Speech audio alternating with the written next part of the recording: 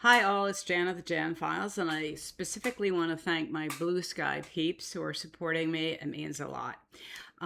So I want to talk today about women's rights. Now, I've discussed this before, but I'm going to go a little bit deeper and very specifically into looking at policy and what is being said and what the GOP are trying to do to women.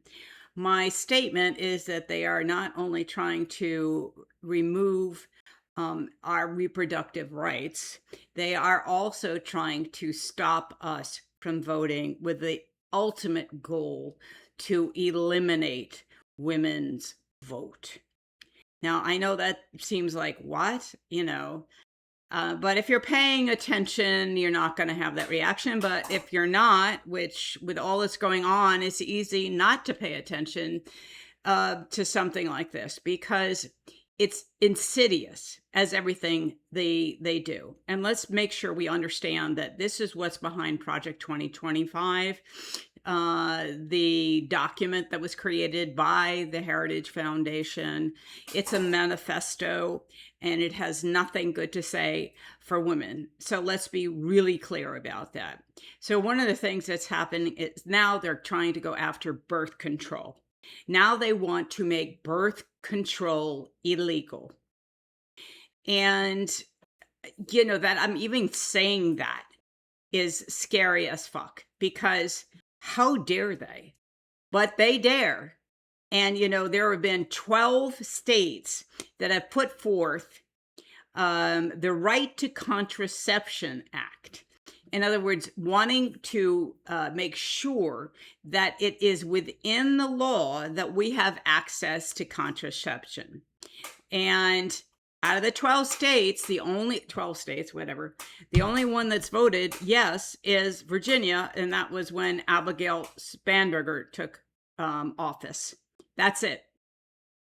Okay. So be really aware of what's happening within the GOP. They are run by the extremists, they're white supremacists. And even if they, quote, maybe don't, quote, follow that, they're not doing anything differently.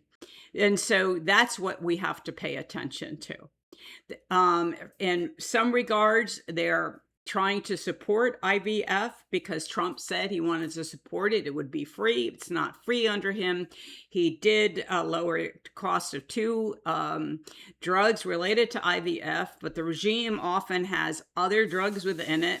So it has no bearing on those drugs.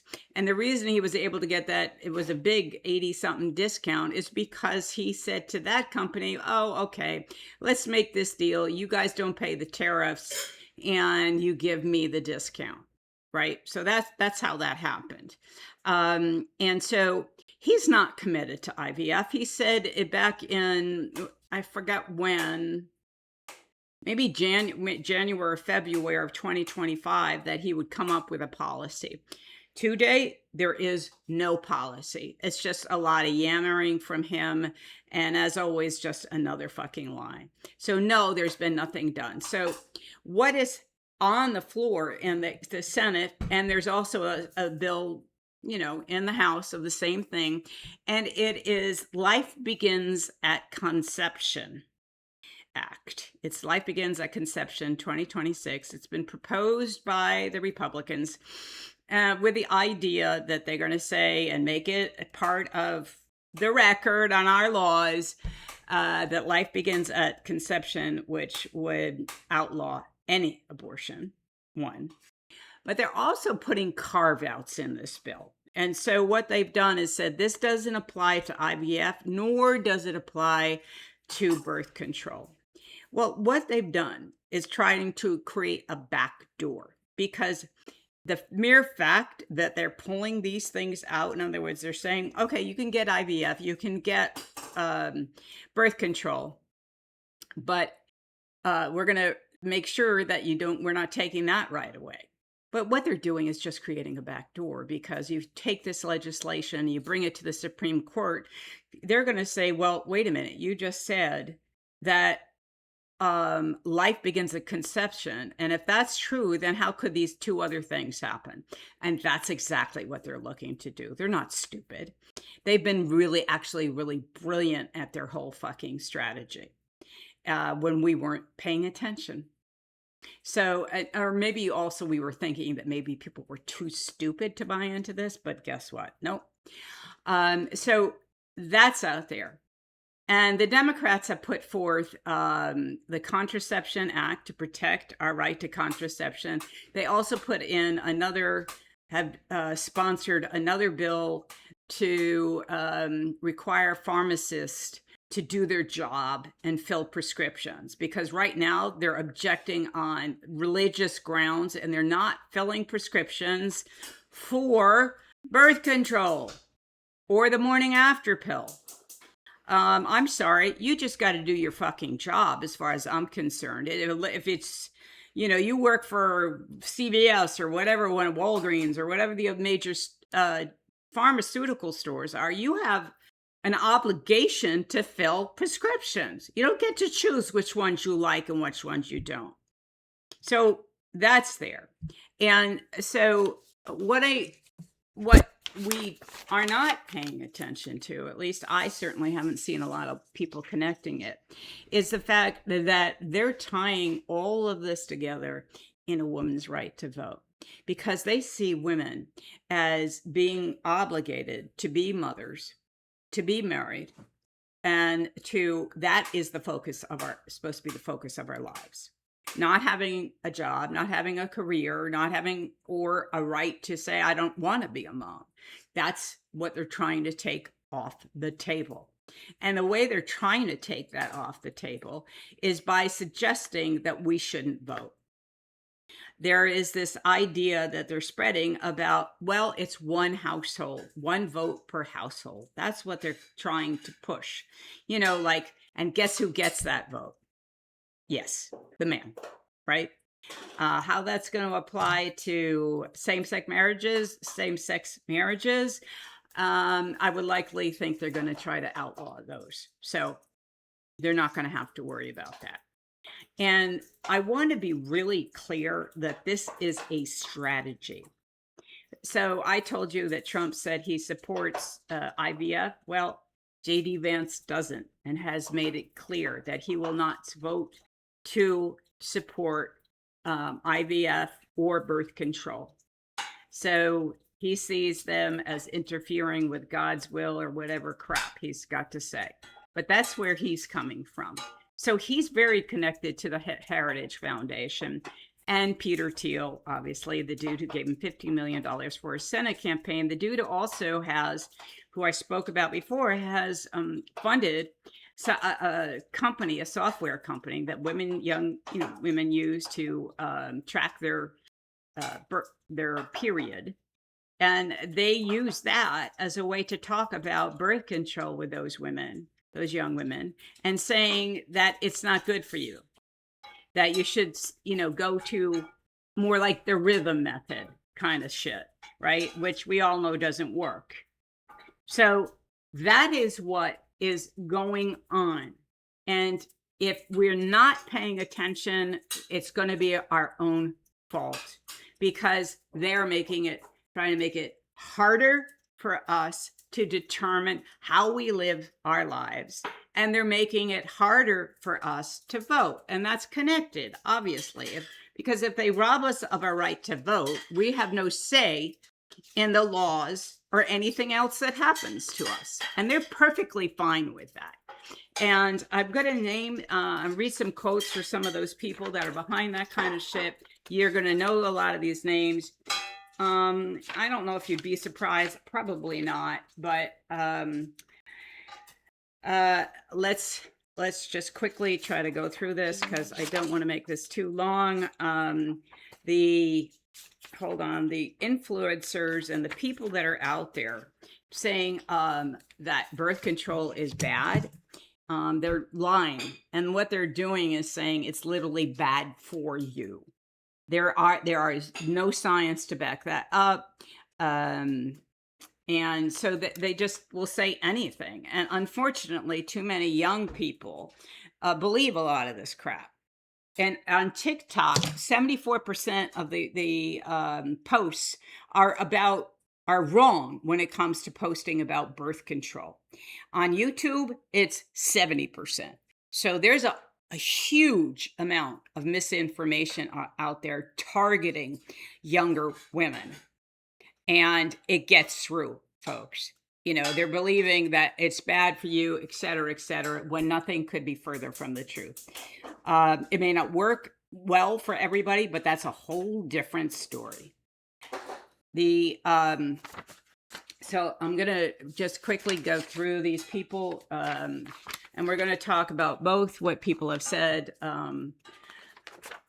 about voting, and I think I've got a few quotes about birth control, but I want to do this so you all know about Peter Hegseth, who's Pastor Doug Wilson. He retweeted this guy's tweet.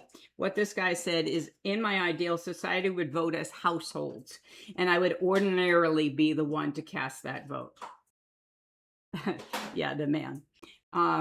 There was another pastor as part of that same thing. I would support ending women's right to vote, and I'd support it on the basis that the socialization that normally has the social bonds that we create are missing, and it's not good for humans. So he's perfectly willing to strip women of the right to vote.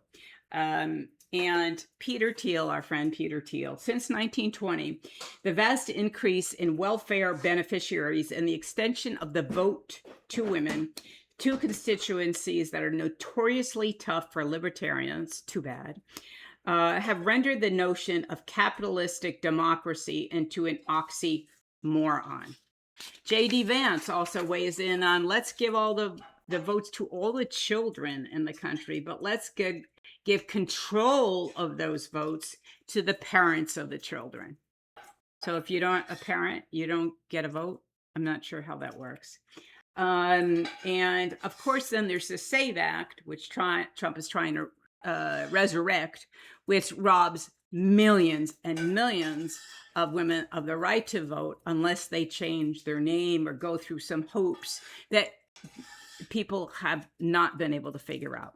So the whole point of that is to rob women of their voting rights. But this is the thing, I think, that says it in probably the most scary form, if I can find it.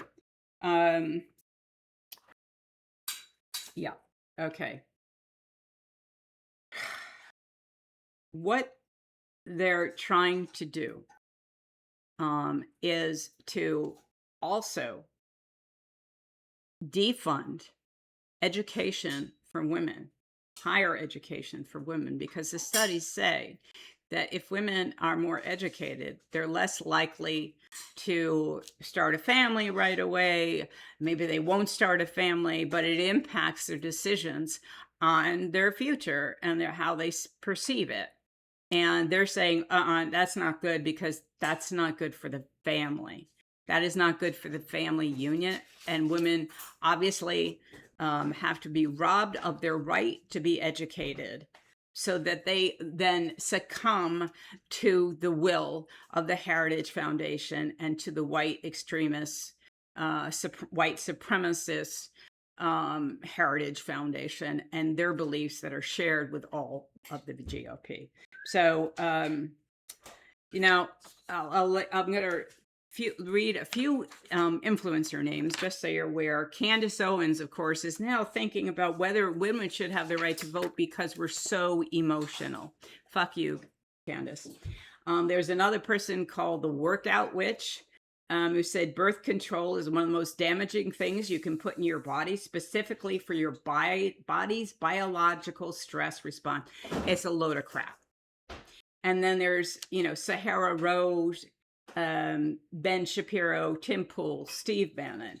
The late Charlie Kirk said, birth control creates very angry and very bitter young ladies and young women. What's the difference between a young lady and a young woman? Just asking. Oh, that's right. He's not here anymore. Yeah. So, there is no question here is what I'm going to say at the end, because I think this sums it up. The Heritage Foundation has published a 250-year plan for America in which young women will voluntarily forgo work and school because there are no other options. Heritage and allied thinkers explicitly argue that women's ability to control their fertility is a root cause of declining marriage and birth rates, and promotes policy that pushing women to marry young, have more children, and rely financially on husbands rather than on their degrees or careers. So there you go. There it is. They want us literally in the kitchen, pregnant, barefoot, no jobs. They want to rob us of our right to vote. It is the Handmaid's Tale. And they're trying to rob us all of our self-determination. And this should appall everyone, not just women, but men. You have daughters, you have mothers, you have wives that you adore and love, and you are looking at them being stripped of their rights. This is the Handmaid's Tale, folks, and it's out in public. And we cannot ignore this, and we need to start talking about it. This is also, and I will say this because this is my opinion, it's also part of the reason that the Epstein files are not being pursued with the kind of ferocity they should be to get justice for these victims. And the reason is we don't matter. Do you get that? Most of these folks that are, Todd Blanches of the world, they don't care about us. He has no regard for us as he sits there and lies. And this is the reason why they only care about protecting the perpetrators versus the victims. Women no longer matter. Get this out there. Talk about it. Thank you.